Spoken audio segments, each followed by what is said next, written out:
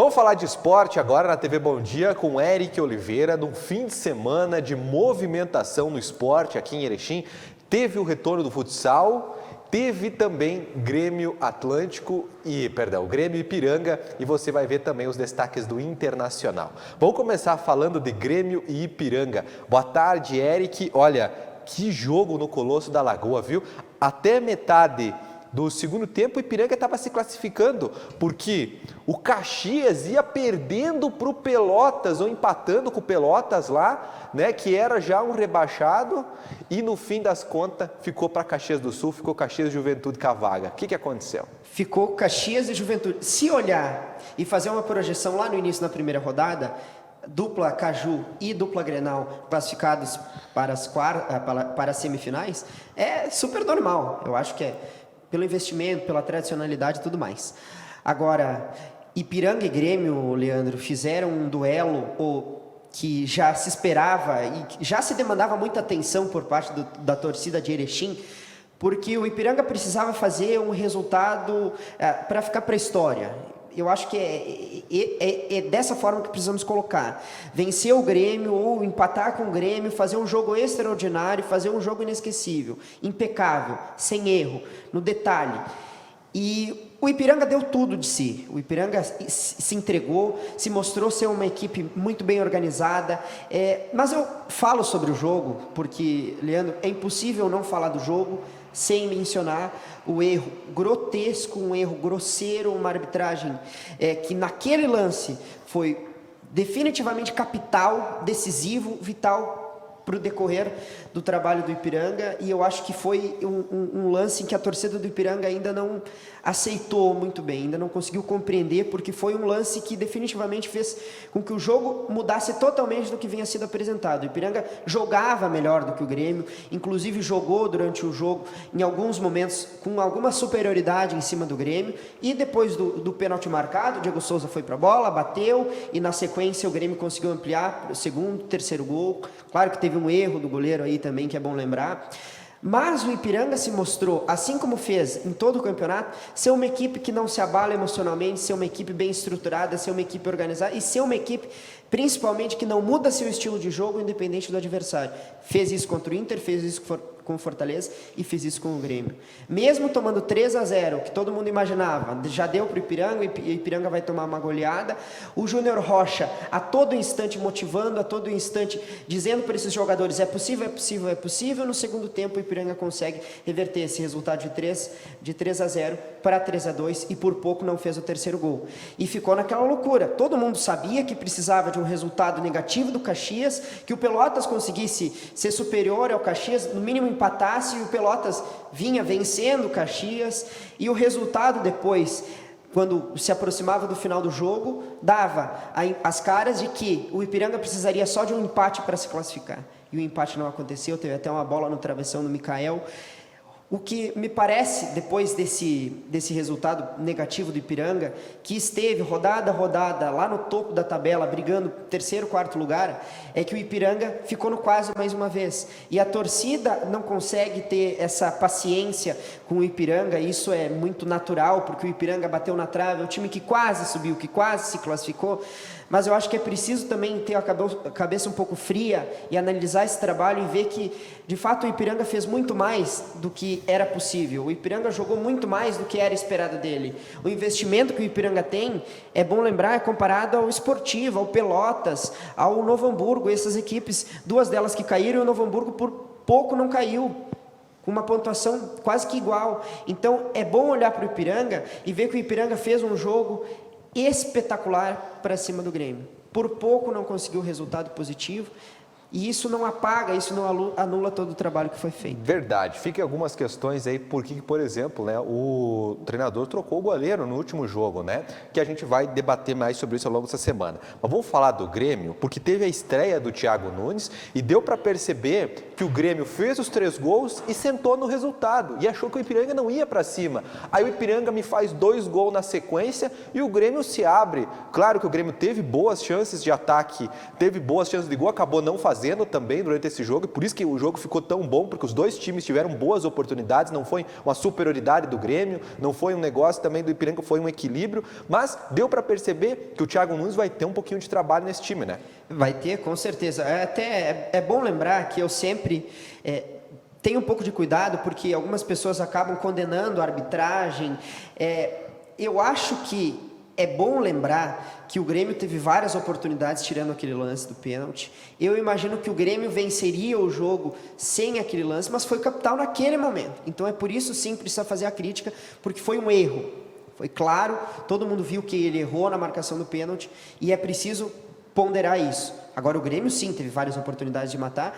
Sobre a questão do Thiago Nunes, o Thiago Nunes treinou o Grêmio apenas um dia, então o resultado, mesmo se o Ipiranga tivesse vencido o Grêmio, analisando agora pelo lado do Grêmio, essas fragilidades defensivas que o Grêmio se mostrou tendo, não cabem ao Thiago Nunes. Acho até que foi bom no ponto de vista do que vai ser precisado ser feito, ser realizado, dos ajustes que ele vai ter que fazer. No final da partida, em coletivo, ele disse que ele gosta de ter uma equipe sempre titular. Tivemos o Léo Pereira, o Jean-Pierre no meio-campo. Nós começaremos a ver um Grêmio daqui para frente que vai ser um Grêmio titular. O Thiago Nunes disse que não gosta de ficar mesclando jogadores, ele gosta de um time titular. Mas, de fato, vai ter muito trabalho e muitas coisas para ajustar ainda o técnico do Grêmio. Vamos ver a fala, então, do Thiago Nunes sobre isso aí no final, na coletiva do Grêmio Ipiranga. Um somatório de fatores, na verdade, mas sem dúvida que a contribuição maior passa por esse desgaste da sequência dos jogos, né? Nós tivemos essa partida aí praticamente um pouco mais de 48 horas e algumas particularidades, né? Quem conhece aqui o Colosso da Lagoa sabe que é um estádio muito bom, mas uma grama com a característica alta, difícil, né? E que exige muito fisicamente dos jogadores. O início do segundo tempo, né? Tivemos ali um lance de uma bola parada, né? Um equívoco nosso ali na organização da marcação da bola parada, acabou criando essa chance de primeiro gol e logo em seguida um segundo gol no contra-ataque, também uma bola que estava nos nossos pés. Então foram dois lances que foram de certa maneira isolados, mas que também tem o componente físico, porque às vezes quando você está com a perna mais pesada, tecnicamente você não consegue dar a mesma qualidade no passe, entender muitas vezes que nesse tipo de campo você tem que ter um passe mais forte, gerar um pouco mais de aproximação para conseguir ter uma qualidade melhor de jogo. Mas de maneira geral estou muito feliz com a nossa equipe, porque competiu, teve espírito, lutou, não desistiu. Segundo tempo entendemos um pouco mais como é que era o jogo, um jogo muito físico, né? E aí até por isso também da característica da nossa equipe ter mudado um pouco, mas muito satisfeito, né, pelo rendimento, pela doação dos atletas e principalmente pela vitória que nos consolida a liderança dessa primeira fase. Muito bem. Bom, classificação, Grêmio enfrenta o Juventude, me ajuda, e o Caxias vai enfrentar o Internacional. Os dois jogos devem acontecer no próximo domingo. Vamos falar do Inter, porque o Inter meteu aí uma goleada, saiu de alma lavada dessa primeira etapa contra o Esportivo, né? Mas valeu o jogo. Alma lavada acho que é um termo que dá para ser usado, sim. Agora, o confronto é Inter e Juventude. Inter e Juventude. Inter e Juventude, Caxias e Grêmio. É um jogo em que o Inter jogou com as reservas e goleou. Imagino que se tivesse com os titulares jogando, a vantagem ainda ia ser muito maior. O Esportivo já rebaixado, é um Esportivo que já dá para dizer já estava morto. E o Internacional, jogando com reservas, fez essa vantagem maiúscula, já se prepara para terça-feira, com a presença talvez já do Tyson, que fez um treino ontem. O Inter jogou na noite de sábado e já treinou no domingo pela manhã. Então, o Inter está preparado agora para o jogo da terça-feira. Porque há uma lavada, eu não sei se o torcedor entende assim essa goleada para cima do Esportivo. O desafio vai ser contra o Deportivo Táchira. Porque fazer uma análise em cima do que é realizado em cima do gauchão é muito fácil. E não dá para tirar muitas coisas de um adversário tão fraco. Agora, o grande desafio do Inter vai ser contra o Deportivo. Mas foi uma goleada boa. Apesar disso, o Inter ficou em segundo colocado. Agora, todos os números, os melhores números, desarmes, interceptações, melhor ataque, melhor defesa, era tudo do Internacional. Que, do que me parece agora, vai jogar, se for para a final, o segundo jogo na Arena do Grêmio. Mas é bom lembrar e deixar claro que o Grêmio se classificou em primeiro. Porém, nas semifinais ainda contam a pontuação. Então, se o Grêmio vier a se classificar empatando os 2 jogos e se classificar nos pênaltis, e o Inter vencer, o Inter pode jogar sim o segundo jogo no Beira-Rio. Mas o Inter está classificado e está bem, agora é só encarar o Deportivo Táchira na terça. Vamos ver a fala do Miguel Ângelo Ramírez, que avaliou esse jogo, essa goleada do Inter sobre o Esportivo, e na sequência a gente também já vê a fala do Rodinei. Ele falou logo após sair do campo, ele que fez gol nesse jogo, virou pai, homenageou. Vamos acompanhar a fala do Ramírez e do Rodinei na sequência.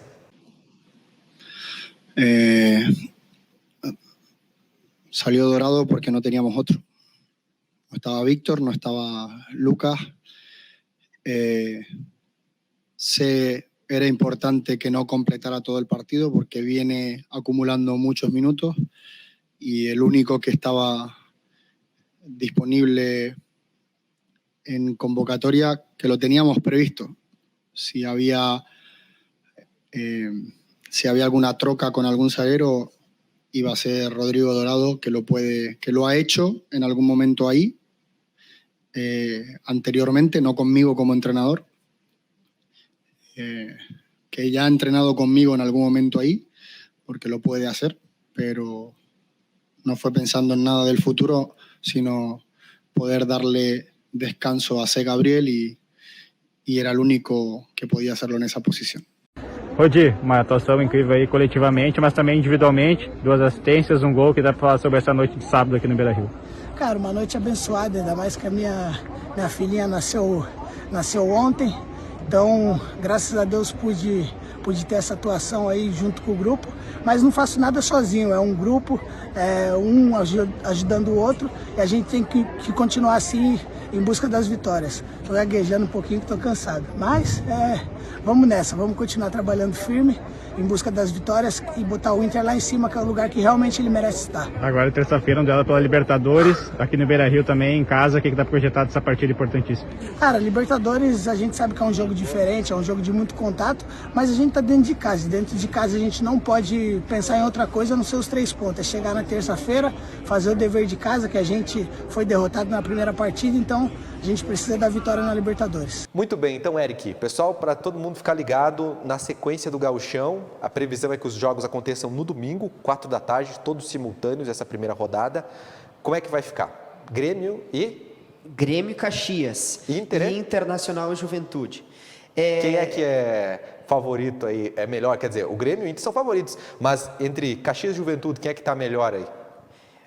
É uma pergunta boa. Eu acho que o Caxias fez um campeonato gaúcho muito melhor do que o Juventude. Junto com o Ipiranga, eu acho que merecidamente, se eu pudesse avaliar e colocar classificados, eu acho que seria Caxias e Ipiranga. Eu acho que o Caxias fez um campeonato melhor, mas o Juventude tem um time melhor. Eu acho que o Juventude chega melhor do que o Caxias. Agora, o favoritismo é total para a dupla Grenal, e talvez não fosse tanto do que em outras ocasiões, porque o Grêmio precisa chegar à final e precisa vencer, porque tem toda essa carga da saída do Renato, da chegada do Thiago Nunes, e o Internacional da mesma maneira, porque apesar do Miguel já ter um tempo um pouco maior do que o Thiago sob o comando técnico do Inter, o Miguel ainda tem muita instabilidade, não só na formação do elenco do Internacional, mas também de resultados. O Inter se classificou bem no Gauchão, agora esse resultado ruim na Libertadores, somado, quem sabe, algum outro resultado, possa colocar ainda mais cara. Então a dupla Grenal tem uma pressão muito maior do que talvez em outras temporadas, por isso que o meu favoritismo é total para Inter e Grêmio.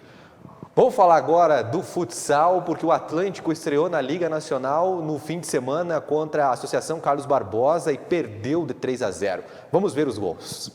O Atlântico começou a Liga Nacional de Futsal com uma derrota para a CBF de Carlos Barbosa na noite deste sábado, jogando em Erechim. O time da Serra fez 3-0 no Galo. O primeiro gol da partida ocorreu faltando apenas 6 minutos para o fim do primeiro tempo, com Pedro Rei. Gente, atenção, olha o chute, Caçapa! Gol! Na segunda etapa, Sengé, que acabou expulso após receber o segundo amarelo, o Atlântico foi para cima e abriu espaço para Denner fazer o segundo dos visitantes. Mais delicado!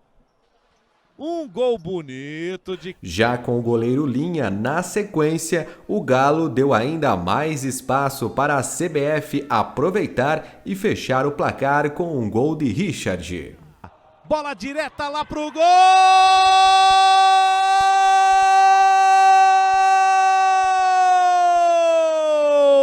A próxima rodada da Liga Nacional de Futsal ainda não tem data divulgada pela federação.